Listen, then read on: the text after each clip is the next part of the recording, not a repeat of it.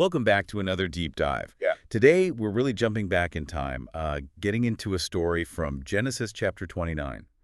We're using the 21st century King James Version. That's right. We're looking at Jacob, Rachel, and Leah. It's this incredibly rich narrative. Absolutely. Packed with human drama, twists, turns, and some fascinating glimpses into ancient life. And it's not just an old story, is it? It really digs into human nature, relationships, Yeah. destiny even. Exactly. So our goal today is to kind of unpack this foundational text, pull out those compelling details, and try to understand why it still feels so relevant. And it's important to remember this chapter, Genesis 29, it's a key part of a much bigger family saga. It really shapes Jacob's journey, his destiny. Right. So we're going to follow it closely, almost verse by verse, really, to capture all the richness there. Okay, so let's unpack this right from the start. Yeah. Verse 1 says, Jacob went on his journey and came into the land of the people of the east. Simple enough beginning. Mm-hmm. He's on the move. Then verse 2, he sees something significant. And he looked, and behold, a well in the field. And there are sheep nearby, 3 flocks, because they watered them from this well. And critically, a great stone was upon the well's mouth. Yeah, this great stone. It's not just a small detail. Wells were crucial back then. Community hubs, almost. Absolutely, lifelines. And that stone being great, it suggests it was heavy, maybe needing several people to move it. Verse 3 confirms the system. Right, it says, thither were all the flocks gathered, and they rolled the stone from the well's mouth, and watered the sheep, and put the stone again upon the well's mouth in his place. So it's a coordinated effort. Exactly. It points to shared access, maybe protection of the water source. It required cooperation. Then Jacob starts talking to the shepherds there. Verses 4 and 5, he asks where they're from. Of Haran are we, they say. Then he asks about Laban. His kinsman, son of Nahor. And they know him. Verse 6, they say he is well. And then, almost perfectly timed, and behold, Rachel his daughter cometh with the sheep. What strikes me here is Jacob's immediate engagement. He doesn't just observe, he asks questions, seeks connections. He's actively looking for Laban, for his family.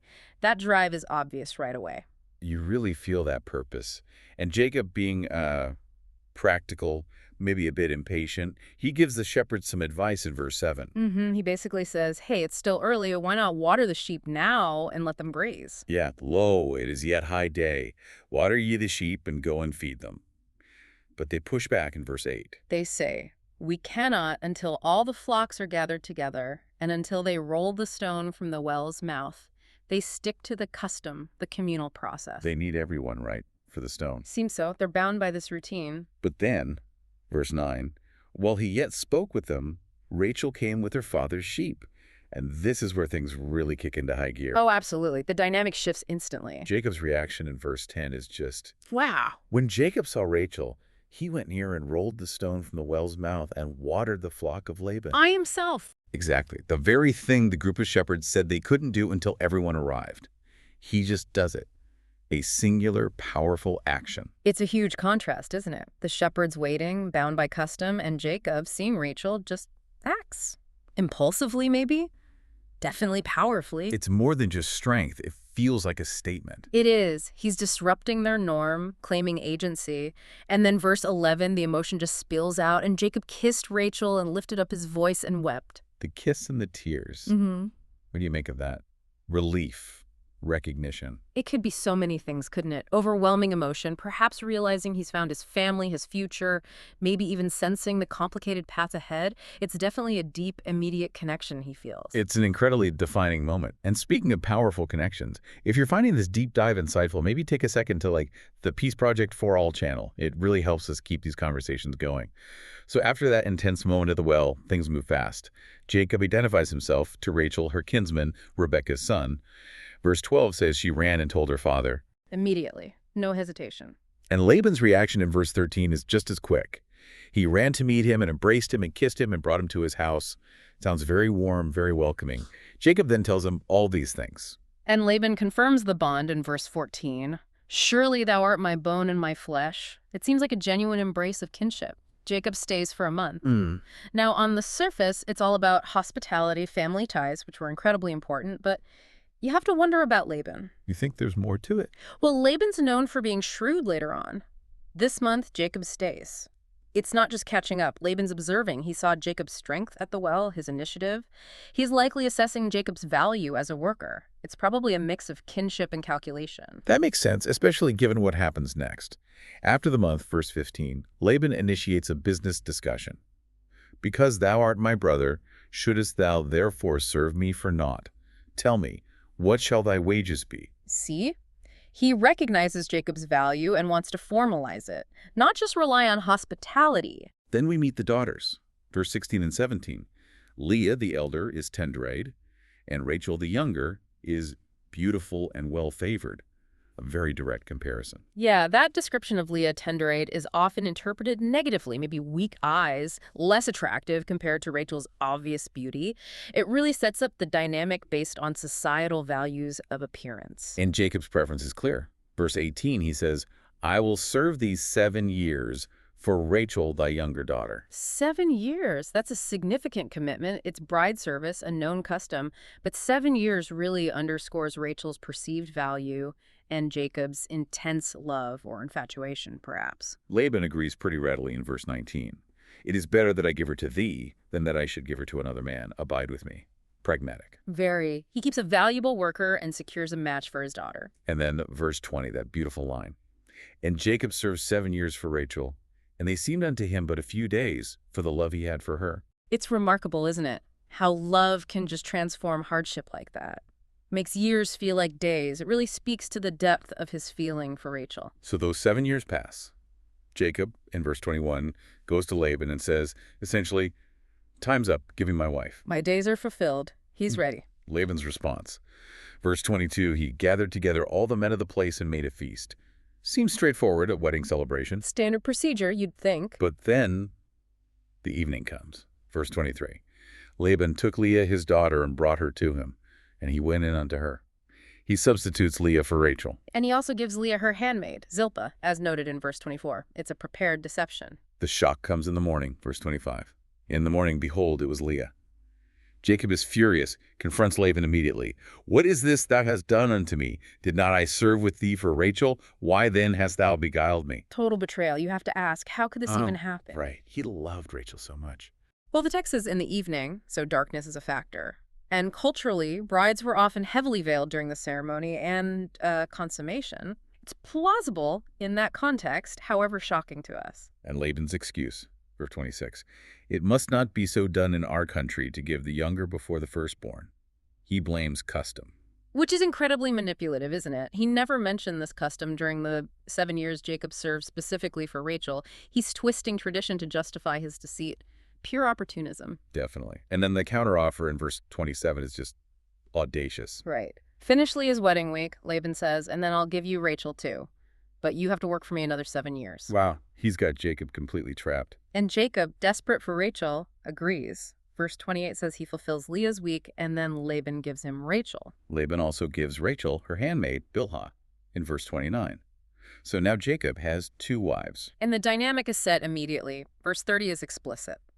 He loved also Rachel more than Leah, and served with him yet 7 other years. That phrase, loved also Rachel more than Leah, is heartbreaking, really. It sets up so much tension and sorrow. It does. And then divine intervention enters the picture in verse 31. And when the Lord saw that Leah was hated, or perhaps better translated as unloved or less loved, he opened her womb, but Rachel was barren. So the unloved wife is the one who can conceive. Exactly. It's a pattern we see sometimes in these narratives, a sort of divine balancing, addressing the plight of the overlooked or suffering. Imagine Leah's situation, married to a man who clearly prefers her sister. The text is sensitive to her being unloved. Yeah.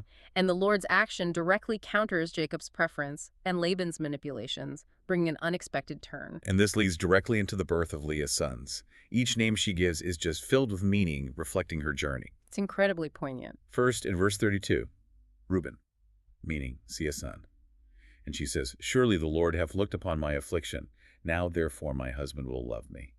That hope. You can hear the longing, can't you? She thinks this will finally win Jacob's love. Then verse 33, Simeon, meaning hearing. Her reason.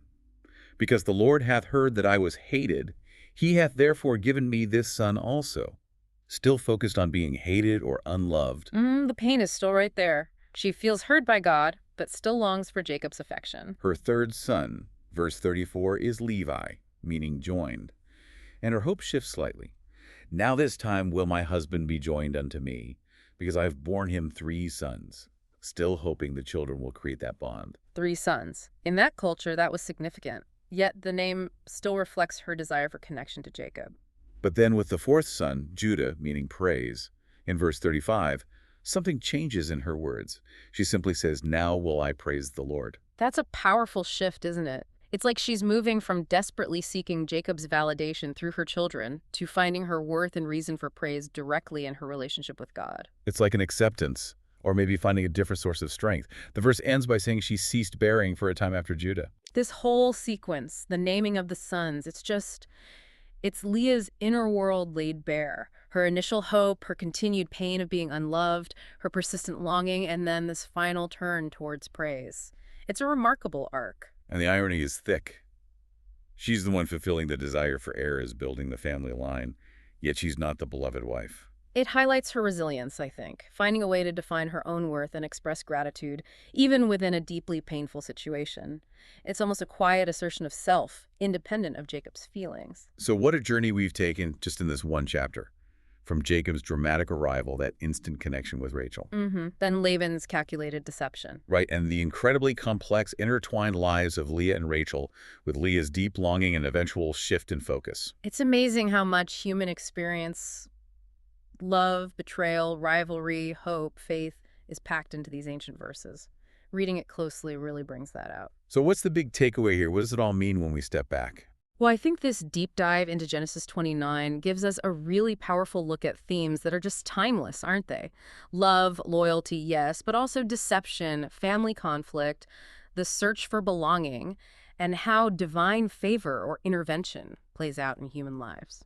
It really sets the stage for so much that follows in the story of this family. Absolutely. The choices made here, the deceptions born from both love and manipulation, they ripple outwards. They lay the groundwork for the 12 tribes, for a destiny that unfolds over generations. It really makes you think, doesn't it? So, Well, consider this. How do these very personal dramas, these initial choices and hurts within one family shape the future? What does this ancient story suggest about the long-lasting impact of our relationships, our actions, and maybe even the unintended consequences that flow from them? Something to mull over. that's a great thought to leave our listeners with. And speaking of thoughts, we'd love to hear yours. Is there a particular verse or insight from this deep dive, or maybe one from a previous discussion that really stood out to you? Let us know in the comments below. Yeah, we always appreciate hearing how these stories resonate. Well, thank you so much for joining us on this deep dive into Genesis 29. It's been a fascinating exploration. Truly has. I hope you found it insightful. Just a quick recap. We saw Jacob arrive, his passionate meeting with Rachel, the 7-year service turned into 14 through Laban's deceit, and the complex beginnings of Jacob's family, with both Leah and Rachel highlighting Leah's poignant journey through the naming of her sons. A story of intense human emotion and divine undercurrents. Absolutely. So, before you go, please do consider liking this deep dive if you enjoyed it. Share it with friends or anyone you think might find it interesting, and be sure to subscribe to the Peace Project for All channel so you don't miss our next exploration. We really appreciate you spending this time with us. We do indeed. Until next time, keep digging deeper.